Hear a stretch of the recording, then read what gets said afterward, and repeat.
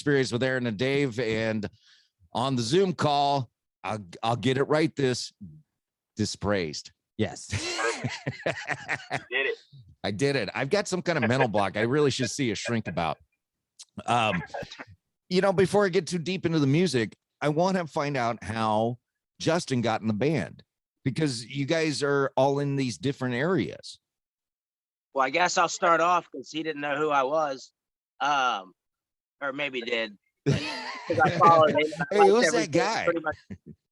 No, I followed him on Facebook. We were already friends, and I liked pretty much everything he had to say about Christ and what's going on in the world. And then listening to his band Dispraised, I thought, this is a drum machine. Y'all need a live drummer. So yeah, he sent me a message back, and here I am. It was as easy as that. Sometimes it's Yeah, magic in a bottle. It was because he wasn't wrong. There's just I've been doing music, different forms, different styles of music.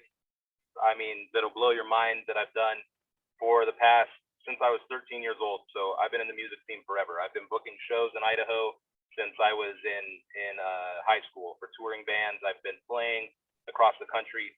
I've done a lot of music in my life. Now, fast forward to as I said earlier, being 35, got 3 kids, one in high school, trying to get him through driver's ed, trying not to die while getting him through driver's ed. All of those fun things.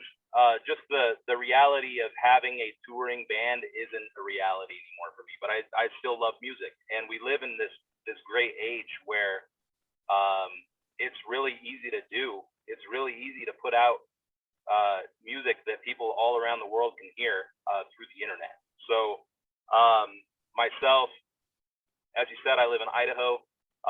My buddy Donovan lives in South Africa. He records all of the strings, so the guitar and the bass. He records all the music there. So the two of us we'd worked on projects before in the past, and we had talked to each other, and we had always planned on putting this band together, and it just hadn't happened. So about 2 years ago, we pulled the trigger on it, and we're like, all right, let's do this. So we put out that EP, the one that's going to be on the 7-inch that we talked about earlier. We put that out, and that's kind of what caught, I believe, Justin's attention and a lot of people's attention, because we just kind of came out of nowhere. And but yeah, we were using a drum machine. So I understand the need for live instruments, how much better they sound, how much more it can bring to the audio quality of something. And so we were really hoping that we could find a drummer at some point, but we were just letting God do what he was going to do with the project. So I mean, Donovan is amazing at making a drum machine sound like it is not a drum machine. A lot of drummers, including Justin, have been like, I was even questioning whether or not it was a drum machine. I wasn't quite sure of what was going on there. So God really gave us all a lot of talent. Gave Donovan a lot of talent. We lost him. Hung up. Well, now it relies on the drummer, and this is where you got to step up and be the business part of the band. You can't be fun anymore. That's usually what the front man does, has to rely on the drummer. So well, hopefully he'll join back in here. He's probably still in his car just talking, not realizing. Oh, there he is. Oh, audio back. There you are. You there? Was it just me, or was it everybody? Nope, No, we lost you, man. Just me. Idaho weather, I'm telling you right now. The reason I'm in my truck is because the wind's blowing like 300 miles per hour. Oh, So wow. I had to drive up to the high school in order to even get a good enough cell service to talk to you guys. So Oh, I wow. apologize for that. Oh, But no, what I that's was okay. saying was just that we needed a drummer, and so when he reached out to us, I was already a fan of a lot of the work he was doing, because he's also a drummer in a couple other bands on Rottweiler Records that are actual touring bands. So when he had reached out, I was like, dude, for sure. Like this is going to be awesome as long as you're willing to do it, because it's going to take time and take money. And he was down, so that's all that mattered to me. It wasn't even a question as to whether or not he was going to join. I let Donovan know. Both of us were already on the same page, and we're like, all right, let's pick up and roll. So that's what we did. Right on. Well, how did you find your third partner out in South Africa? How'd you do that? And I'm sorry, what is his name? Donovan. Donovan. Yeah. So he's been around for a while. He was a guitar player, basically doing the same thing as what he's doing in Dispraised. He did for a band called the Old Timers from out in South Africa. They've been around for quite a while. They put out a couple real solid albums on Thumper Punk Records. And then, so he's been doing his thing. Also out here in Idaho is a band called False Idol. And they're from Boise. The vocalist and guitar player Seth is from Boise. And so he and I know each other. And I would say probably about 6 or 7 years ago, I was doing a hip hop project actually. And I wanted some live guitars on it. And so I had reached out to Seth from False Idol to doing a chorus for the song that I was doing. And I told him I needed some guitar work, and he was like, I know just the guy. So he connected me with Donovan. And from that point forward, we all just kind of talked and worked together on different things. And so Seth did all the producing for the first EP, Same God, Modern World. That's the one that Control and The Crown are on. He did all the production for that. Seth did, and Donovan did all the guitar work, and the three of us kind of put that album together and got it out there. Nice. So how is it collaboratively with the three of you in all these different places? I mean, is there a lot of Zoom calls and you're working together that way, or is it just you're laying down your tracks and you're sending it over to Justin and he's doing his drum thing and then you're passing it off to Donovan? How does it all come together? So typically it starts with Donovan. I'll tell him, hey, I'm writing a song that I want to sound like this. And shoot, sometimes within an hour, he's got me a produced song with guitars and bass lines and drum tracks from a drum machine already laid out, and it's all just there for me to write to. And then I'll write my part. I'll send the audio files off to the guy in Kentucky that works with Justin, and Real I'll quick, have him. I gotta interrupt you because it's Lamentor Productions, Michael Walter up in Marion, Ohio, Marion, Indiana. Oh, okay. He's Okay. 3 hours away from me. Yeah. So and Sorry, then right. You're good. You're on the East Coast where all of you guys can like spit on each other from state to state. so I forget where you're all at. But yeah, so then I send the audio files off to Lamentor out on the East, and he'll put everything together as far as drum tracks go for Justin to lay his tracks over. Justin drives out to the studio, records his drum tracks, and then we put it all together. It sounds like a lot of work. Is it a lot of work to put all this together? It can be, yeah. Wow. I But gotta drive. I just gotta listen to it and drive up to Indiana. Drive about 3 hours and record. Are you That's serious? about all the work. And playing. That's about all the work I put into it. They just send me what I need to do. And you're the virtuoso that could just say, yeah, I hear it in my head. I got it. Play for me one time. Yeah. I got it. I got it. Yep. I got it. Oh, this is all wrong. We need to do it this way. I want to talk about the 7-inch. Now, you guys did a crowdfunding for the 7-inch. Is the crowdfunding still going on, or is it all wrapped up and those are going to go out? So it's been done for almost a year now. But then, I mean, whether you believe it or not, or whatever the situation is, because of COVID, the pressing of it has been pushed out for it was probably, I would say, a 7-month delay. Oh, wow. So they're actually being pressed right now and should be out for distribution at the end of this month. Oh, nice. You got any extras that I can get? or Yeah. is it all wrapped up? No, it's not all sewn up. We've got, I think it took about 30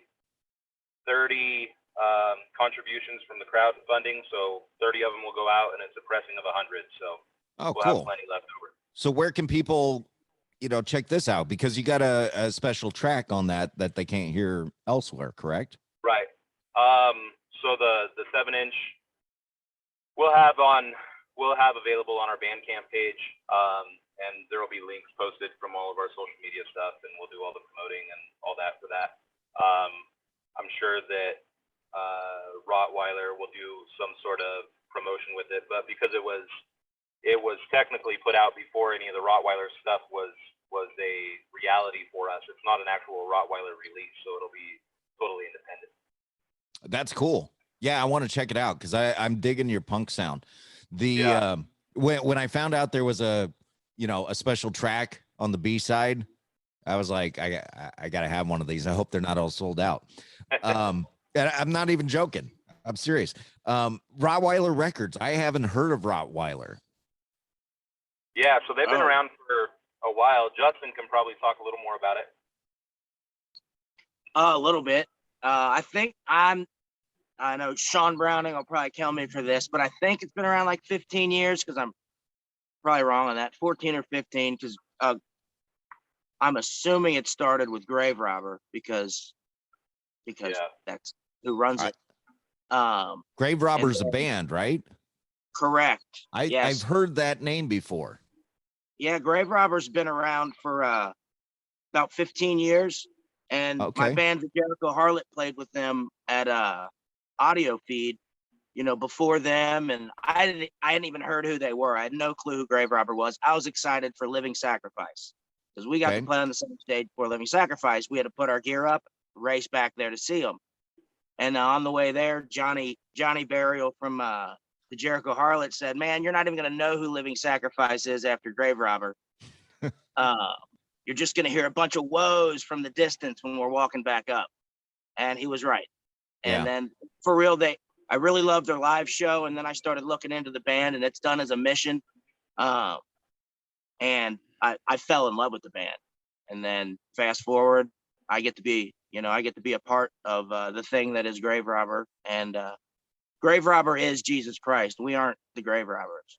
So just so everybody knows that when I'm talking about that. What's up with those shovels in the back of your pickup truck, brother? Oh, man. Got to get some jewelry sometimes. Right.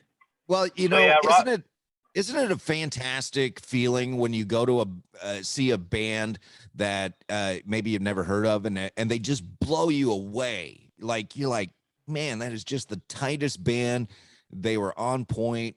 And I mean, and then like I saw some bands last night. What's that? It took us away from Rottweiler real fast, but yeah, they're pretty much a metal label, and they're really big. They're pretty big in the Christian community, and they I think they've got a few punk bands now. He wanted to have a punk side of Rottweiler Records. So Sean Browning, thank you for all you do for us, for real. Yeah, well, and thanks from the fans of punk and rock music, because nowadays, man, isn't it difficult to get a rock label up and running? I can't even imagine the stuff that he has to do, because there's a lot of bands on Rottweiler. I don't know how many, but he gets stuff done. Yeah, there's more behind the scenes, Aaron, of running a record label than you and I even realize. It ain't just, hey, there's a good band, press them, sell it. Yeah. There's a lot of promotion and behind the scenes stuff that we just don't realize is going on. And then dealing with band members that are constantly like yelling at you about, dude, are you gonna promote my stuff? What are you doing? Like, come on, I want you to promote me more than you promote them. Come on. Oh yeah, I'm sure there's a lot of divas you got to deal with. Yeah, even in the Christian music scene, there's got to be ego. Yeah. I mean, and everybody plays it off like, no, there's no ego over here. Yeah, sometimes there is. Sometimes yeah. there is. And I've worked in radio. I've worked in radio for a long time, and I had an ego at some point when people were, coming to see me and stuff like that and listening to me. And I got a little bit of ego. It's human, I believe. Yeah. Yeah, And and you've I got to know that overcome it. all of us in this band, and I know Sean as well, the owner of Rottweiler. All of us have been a part of the secular music world at one point, and I would honestly, personally say that there's probably even more of an ego in the Christian world than there is, that I've experienced anyway, than there is in the secular side of things, because I think that there's a little bit of like this flirtatious idea that every Christian band is going to make it because everybody's nice to the Christian bands, and there's not very many Christian bands. So everybody feels like they're the best of their like genre. And so there's a lot of diva attitude out there with a lot of people. Now, I don't want to judge anybody's beliefs in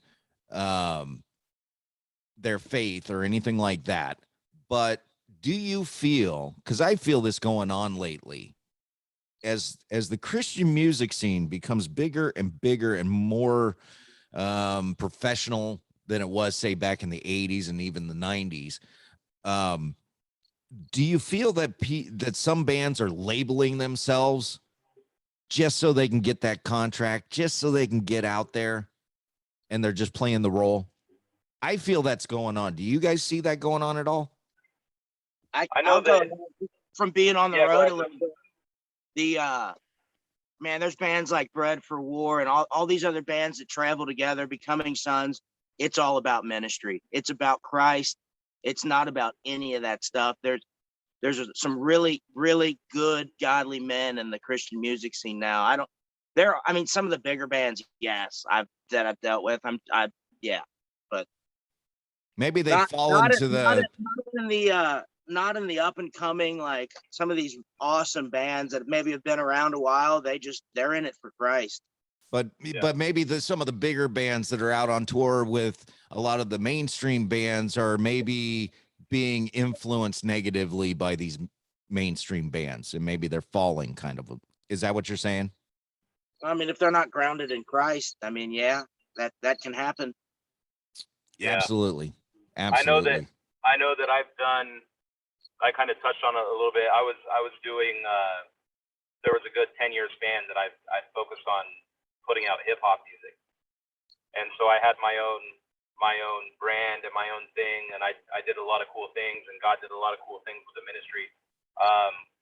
But part of that was I was actually a radio DJ for a FM radio station called Effect Radio, and I had a hip hop show on there, and so I did a lot of working from a radio standpoint with upcoming Christian hip hop artists.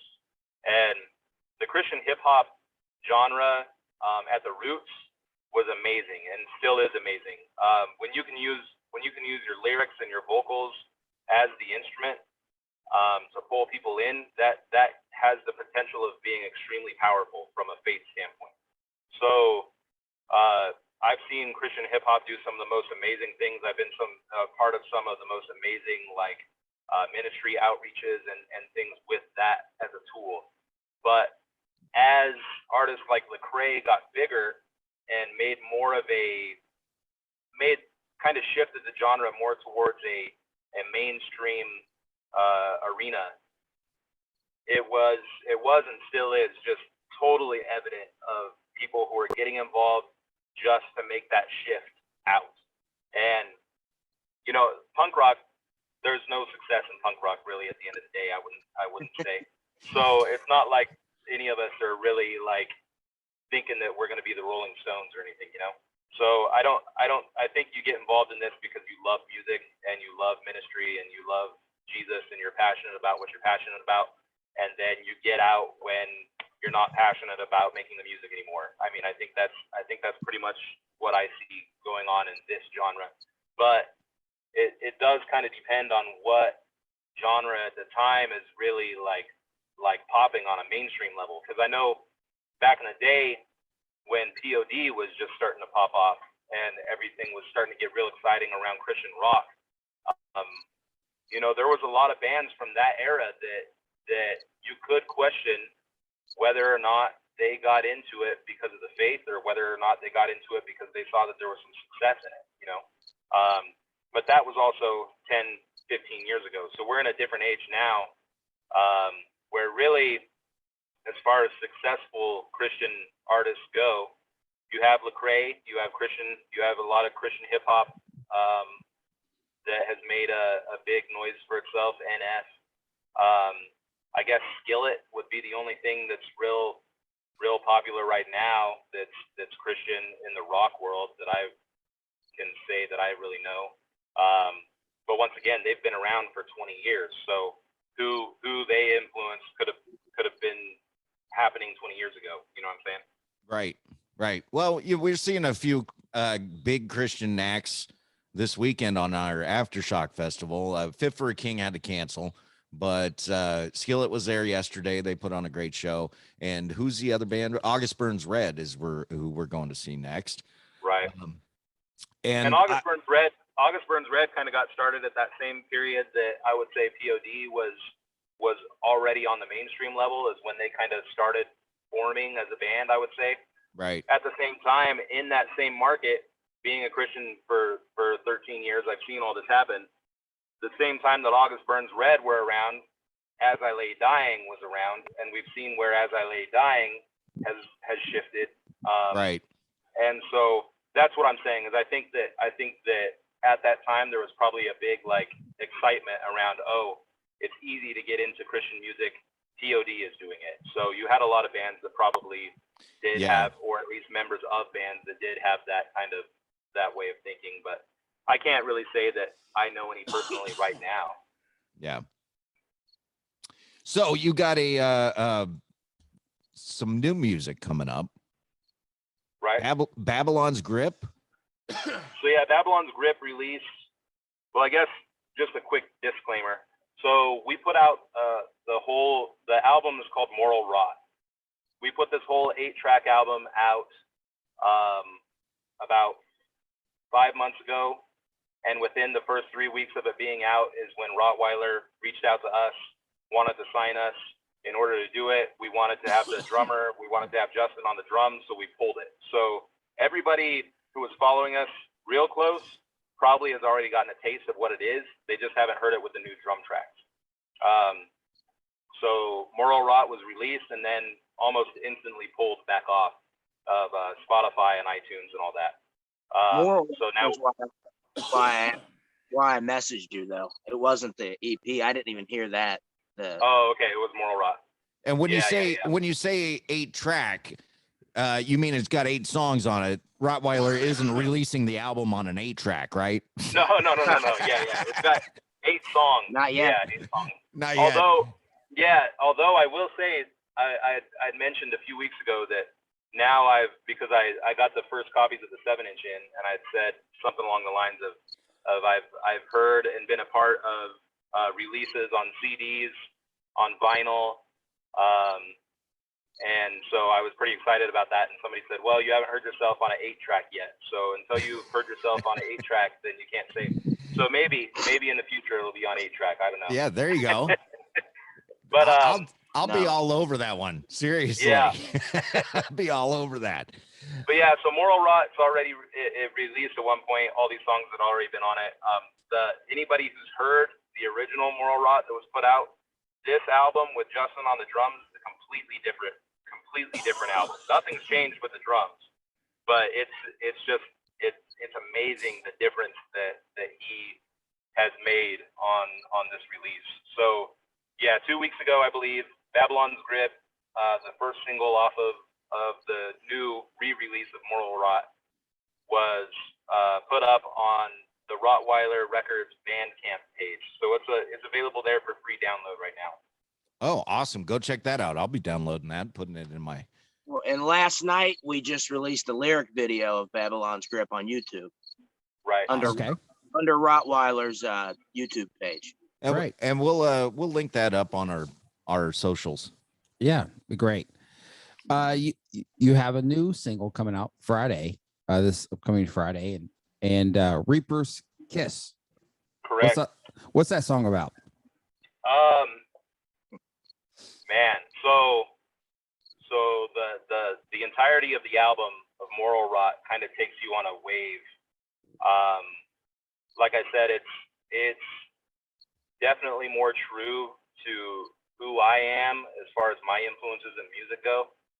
So when you listen to this album, if you were around to ever enjoy some of the early Henry Rollins band or late Black Flag with Henry Rollins, there's a very strong influence there with this new album. So Reaper's Kiss is kind of like a Rollins band, the Melvins, sort of kind of just real grungy, heavy track that's just kind of talking about the just society in general and how hard we as people struggle to succeed in the eyes of each other, and how in the end we all die and none of it matters. So it's pretty deep, and it's You got what's that now? yeah, there. I said we lost you for a minute. Oh, okay. You're good. Yeah, so it's a pretty deep song that is just kind of talking about the human condition and how in the end we all die and none of it really matters. So The moral rot, is that a commentary on what's going on today? Because we got some moral rot needs to be, cut out. yeah, definitely is.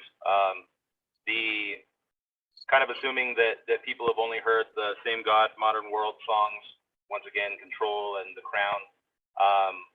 Moral Rot is definitely deeper into the political side of things.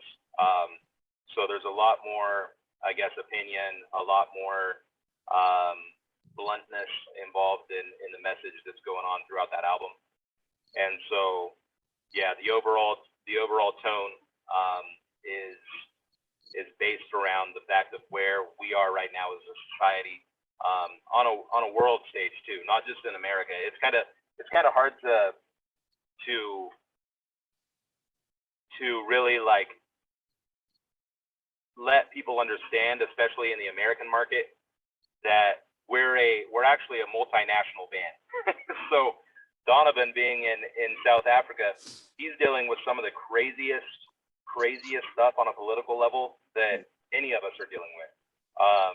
I mean, they're rioting on almost a daily basis. They're so torn and divided as a country, and we're also obviously torn and divided as a country. We're just on a different level of this. So when I say that moral rot is a sign of where we are, I'm talking on a worldwide level, not just the United States. Gotcha. Well, Go ahead. oh, I was gonna say I flash back to that girl that I was just talking about earlier. She's young, and what a lot of people don't realize, they're looking at America as the center of the world, and we're not. There is much worse things going on in other lands that would blow your mind, like your friend Donovan is dealing with. Right. We have it easy. We really do. With the unrest that's going on here, we have it easy compared to, say, the unrest that Donovan's probably dealing with. Right. And it's kind of a trip on his end of things, and sometime we'll have to come back and try to get him on too. Yeah, absolutely. It's kind of a trip because, when we talk racism in America, we all have an instant picture of what that is. In South Africa, when you talk racism, it's the polar opposite of what we in America feel racism is. In South Africa, there's a political push to get rid of the white farmers and the white people out of South Africa. So there's a very strong anti, I guess, Caucasian movement on a political level, not only just in society, but there's actually politicians running on the platform of getting rid of white people from South Africa. Wow. So Wow. he's locking his doors at night. He is trying to protect his family. It's real there. And on a polar opposite, like I say, of what we deal with here. So I feel like if people were to actually open their eyes and really start to look at things on a worldwide view instead of just what CNN showing you is happening in downtown LA and downtown New York all the time, people would kind of have an understanding that we're all just people and we're all just trying to live our lives, you know? So yeah, Exactly. he's definitely got a lot going on out there, and we're super blessed to have him on board. He offers a totally different perspective.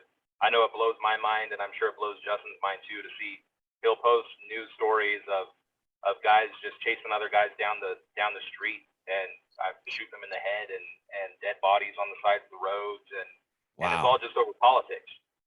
So Crazy. Yeah, it's crazy. Well, I definitely would love to talk to Donovan in the future and bring you guys back on. You're on all the socials, right? Instagram, Facebook, Twitter, all of them. Yep. Even Parler, if you're one of those sort of guys.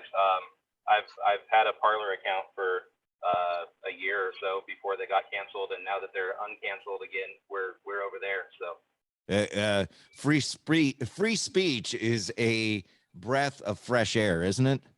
it is.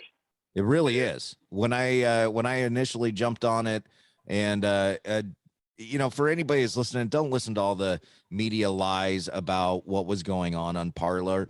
I never saw one post of any of that nonsense that they say was there. Yeah.